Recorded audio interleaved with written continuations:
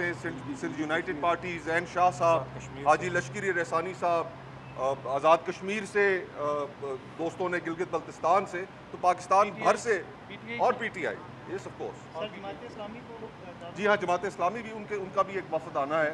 Liaquat Bloch साहब से मेरी गुफ्तशनीद इस पे हुई है, शायद वही तशरीफ लाए। JUI को भी दावत दी गई। अच्छा सर, 5 अगस्त के हवाले से भी कोई स्ट्रेटजी प्लान कर रहे हैं आप? देखिए, कल मुशावरत होगी। नहीं, इसके अलावा कल मुशावरत होगी और मुशावरत के बाद जो भी लाए अमल होगा वो इंशाल्लाह ताला आपके सामने। सर सियासी जमातों के अलावा भी लोगों को दावत दी हुई है? जी हाँ, बिल्कुल।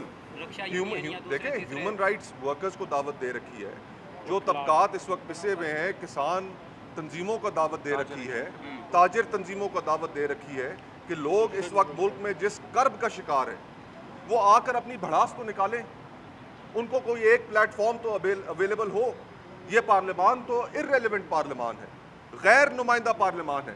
लोग इसको अपना नुमाइंदा तस्वुर नहीं करते, तो किसी जगह बैठकर लोगों को भड़ास निकालने का मौका तो मिले। तो हम इंशाअल्लाह ताला जिस तरह आपको बताया, कल सुबह 10 बजे यहाँ पर दोबारा आएंगे और इंशाअल्लाह ताला फिर आपसे मज़ीद गुफ्तगू करेंगे।